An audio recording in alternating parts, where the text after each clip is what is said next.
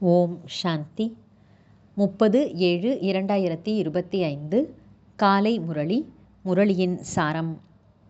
பாபா சொல்றார், இனிமையான குழந்தைகளே, மாயை என்ற எதிரி உங்கள் முன்னால் இருக்கிறது. அதனால் நீங்கள் தங்களை மிகவும் பாதுகாத்து கொள்ள வேண்டும். ஒருவேளை போக போக மாயையிடம் மாட்டிக்கொண்டீர்கள் என்றால் தங்கள் அதிர்ஷ்டத்தில் குறுக்கு கோட்டை போட்டுக்கொண்டு விடுவீர்கள். கேள்வி: ராஜயோகி குழந்தைகளாகிய உங்களுடைய முக்கியமான கடமை என்ன?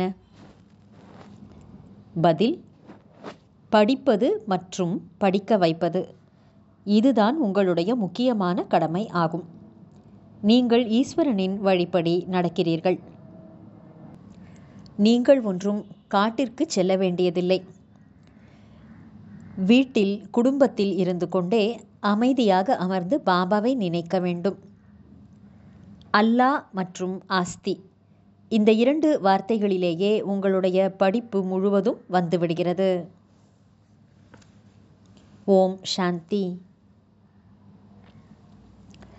பாபாவும் கூட பிரம்மாவின் மூலம் குட் மார்னிங் என்று சொல்கின்றார். ஆனால் குழந்தைகளும் உடனே பதில் கொடுக்க வேண்டும். இங்கே தந்தை மற்றும் குழந்தையுடனான தொடர்புதான் இருக்கிறது. எதுவரை முழுமையாகவில்லையோ அதுவரை புதியவர்கள் ஏதாவது கேட்டுக்கொண்டே இருப்பார்கள். இது படிப்பாகும். பகவானுடைய மகா வாக்கியம் என்று எழுதப்பட்டுள்ளது. பகவான் நிராகாரமானவர் ஆவார். யாருக்கும் புரிய வைப்பதற்கு இதை பாபா நல்ல விதத்தில் உறுதியாக்குகின்றார். ஏனென்றால் அந்த பக்கம் மாயையின் வேகம் உள்ளது. இங்கே அந்த விஷயம் இல்லை.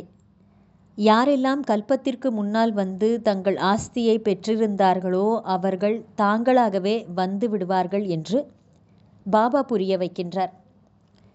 இன்னார் வெளியேறிவிடக்கூடாது, இவரை பிடித்து வைக்க வேண்டும் என்பது இல்லை. போகிறார்கள் என்றால் போகட்டும். இங்கோ வாழ்ந்து கொண்டே இறக்கும் விஷயமாகும். பாபா தத்தெடுக்கின்றார். ஏதாவது ஆஸ்தியை அளிப்பதற்காகத்தான் தத்தெடுக்கப்படுகிறது. குழந்தைகள் ஆஸ்தியின் ஆசையில்தான் தாய் தந்தையரிடம் வருகிறார்கள். செல்வந்தர்களின் குழந்தைகள் ஏழைகளிடம் எப்போதாவது தத்தெடுக்கப்படுவார்களா என்ன? இவ்வளவு செல்வம், சொத்துக்கள் போன்ற அனைத்தையும் விட்டுவிட்டு எப்படி செல்வார்கள்? செல்வந்தர்கள் தான் தத்தெடுப்பார்கள். பாபா நமக்கு சொர்க்கத்தின் ராஜ்யத்தை கொடுக்கின்றார் என்பதை இப்போது நீங்கள் தெரிந்துள்ளீர்கள். நாம் ஏன் அவருடையவர்களாக ஆகக்கூடாது? ஒவ்வொரு விஷயத்திலும் ஆசை என்பது இருக்கத்தான் செய்கிறது. எந்த அளவிற்கு அதிகமாக படிக்கிறார்களோ அந்த அளவிற்கு அதிகமாக ஆசை இருக்கும். எல்லையற்ற ஆஸ்தியை கொடுப்பதற்காக பாபா நம்மை தத்தெடுத்திருக்கிறார் என்பதை நீங்களும் தெரிந்துள்ளீர்கள். உங்கள் அனைவரையும் 5000 ஆண்டுகளுக்கு முன் போலவே மீண்டும் தத்தெடுக்கின்றேன் என்று பாபா கூறுகிறார். பாபா, நாங்கள் தங்களுடையவர்கள் என்று நீங்களும் கூறுகிறீர்கள். 5000 ஆண்டுகளுக்கு முன்பு கூட தங்களுடையவர்களாக ஆகியிருந்தோம். நடைமுறையில் எவ்வளவு பிரம்மா குமாரர் குமாரிகள் இருக்கின்றீர்கள்? பிரஜாபிதாவும் கூட பெயர் பெற்றவராக இருக்கின்றார். எதுவரை சூத்திரரில் இருந்து பிராமணராக ஆகவில்லையோ அதுவரை தேவதைகளாக ஆக முடியாது. நாம் சூத்திரர்களாக இருந்தோம், இப்போது பிராமணர்களாக ஆகியிருக்கிறோம், பிறகு தேவதைகளாக ஆக வேண்டும் என்ற இந்த சக்கரம் உங்களுடைய புத்தியில் சுற்றி கொண்டிருக்கிறது. நாம் சத்யுகத்தில் ராஜ்யம் செய்வோம். எனவே இந்த பழைய உலகம் கண்டிப்பாக விநாசமாகத்தான் வேண்டும். முழுமையாக நிச்சயம் ஏற்படவில்லை என்றால் சென்று விடுகிறார்கள். நிறைய குழந்தைகள் விழுந்து மாறிவிடுகிறார்கள். இது கூட நாடகத்தில் பதிவாகியுள்ளது. மாயை என்ற எதிரி முன்னால் நிற்கிறது எனும்போது அது தன் பக்கம் இழுத்து கொள்ளுகிறது. மாயையிடம் மாட்டிக்கொள்ளக்கூடாது.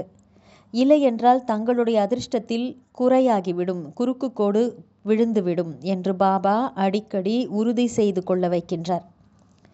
இதற்கு முன்னால் எப்போதாவது சந்தித்திருக்கிறீர்களா என்று பாபாதான் கேள்வி கேட்க முடியும். வேறு யாருக்கும் இப்படி கேட்கும் புத்தி வரவே வராது.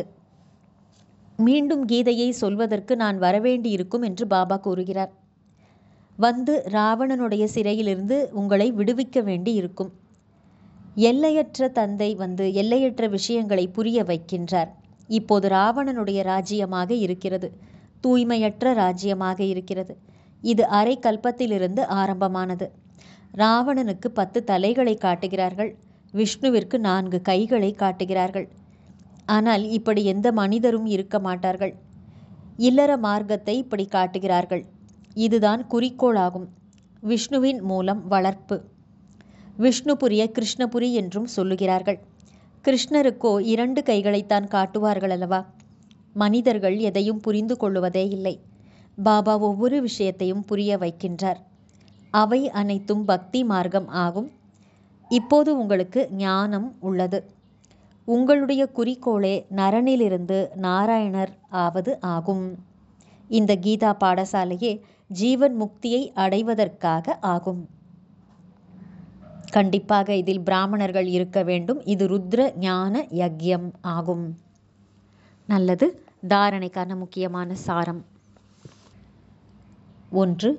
தந்தையின் ஆஸ்திக்கு முழு அதிகாரத்தை பெறுவதற்கு வாழ்ந்து கொண்டிருக்கும் போதே இறக்க வேண்டும், தத்தெடுக்கப்பட வேண்டும். ஒருபோதும் தனது அதிர்ஷ்டத்தின் மீது குறுக்கு கோடு போட்டுக்கொள்ளக்கூடாது. 2. எந்த தலைகீழான விஷயத்தையும் கேட்டு சந்தேகப்படக்கூடாது. சிறிதளவும் நம்பிக்கை அசைந்து விடக்கூடாது. இந்த துக்க தாமத்திற்கு நெருப்பு பற்றப் போகிறது. ஆகையால் இதிலிருந்து தன்னுடைய புத்தியின் தொடர்பை துண்டித்து கொள்ள வேண்டும். வரதானம். விசேஷத்தன்மை என்ற சஞ்சீவனி மூலிகை மூலம் மூர்ச்சித்தவர்களை விழிப்புற செய்யக்கூடிய விசேஷமான ஆத்மா ஆகுக. விளக்கம். ஒவ்வொரு ஆத்மாவுக்கும் சிரேஷ்டமான நினைவினுடைய விசேஷ தன்மைகளினுடைய நினைவு என்ற ரூபத்தில் சஞ்சீவனி மூலிகையை உண்ண கொடுப்பீர்களானால் அவர்கள் மூர்ச்சித்த நிலையிலிருந்து விழிப்புற்று எழுந்து விடுவார்கள். விசேஷத்தன்மையின் சொரூபத்தினுடைய கண்ணாடியை அவருக்கு முன்னால் வையுங்கள். மற்றவர்களுக்கு அவர்களுடைய விசேஷத்தன்மையை நினைவுபடுத்துவதன் மூலம் நீங்கள் ஒரு விசேஷமான ஆத்மாவாகவே ஆகிவிடுவீர்கள். நீங்கள் யாருக்காவது அவருடைய பலவீனத்தை சொல்வீர்கள் என்றால் அவர்கள் மறைப்பார்கள் மற்றும் தவிர்ப்பார்கள்.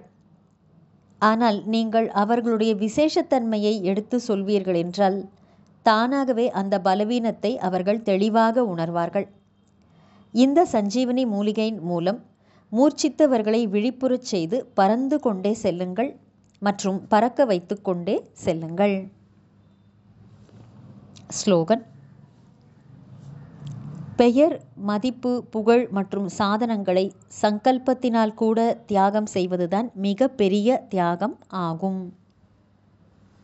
நல்லது. இனிமையிலும் இனிமையான வெகு காலம் கழித்து காணாமல் போய் மீண்டும் தேடி கண்டெடுக்கப்பட்டுள்ள செல்லமான குழந்தைகளுக்கு தாயும் தந்தையுமான பாப்தாதாவின் அன்பான நினைவுகள் மற்றும் காலை வணக்கம். ஆன்மீக குழந்தைகளுக்கு ஆன்மீக தந்தையின் நமஸ்காரம். ஆன்மீக தந்தைக்கு ஆன்மீக குழந்தைகளின் நமஸ்காரம். அவ்யக்த சமிக்கை. சங்கல்பங்களின் சக்தியை சேமித்து கொண்டு சிரேஷ்டமான சேவை செய்வதற்கு கருவியாக ஆகுங்கள். நிமித்தமாக ஆகியுள்ள குழந்தைகள் விசேஷமாக தங்கள் ஒவ்வொரு சங்கல்பத்தின் மீதும் கவனம் செலுத்த வேண்டும். உங்களுக்கு விகல்பம் அற்ற வீணானவை இல்லாத சங்கல்பங்களாக இருக்கும்போது புத்தி சரியாக நிர்ணயம் செய்யும். நிர்ணயம் சரியாக இருக்கும் என்றால் நிவாரணமும் சகஜமாக செய்து விடுவீர்கள். நிவாரணம் செய்வதற்கு பதிலாக நீங்களே காரணம் என்று சொல்வீர்களானால் உங்களுக்கு பின்னால் உள்ளவர்களும் கூட ஒவ்வொரு விஷயத்திலும் காரணம் சொல்லிக்கொண்டே இருப்பார்கள். நல்லது. ஓம் சாந்தி.